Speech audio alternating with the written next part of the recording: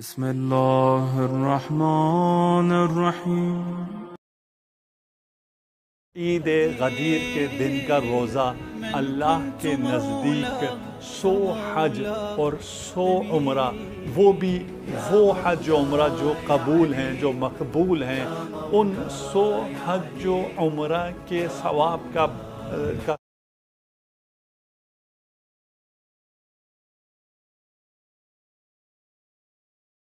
ثواب آج کے دن کے روزے میں رکھا ہوا ہے، اس لیے کہ وہ ہوا عید اللہ الاکبر۔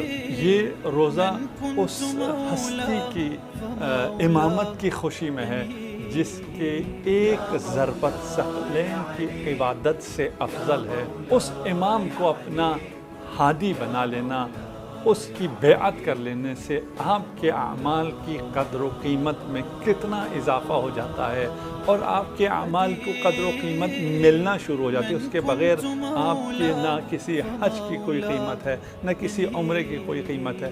کوئی حج، کوئی عمرہ، کوئی نماز، کوئی روزہ، کچھ بھی بغیر ولایت علی ابن ابی طالب کے قبول نہیں ہے۔ یہ روزے کا ثواب تھا، اور بہت سی روایات ہیں، سنی شیعہ تمام مصادر میں یہ روایات موجود ہیں۔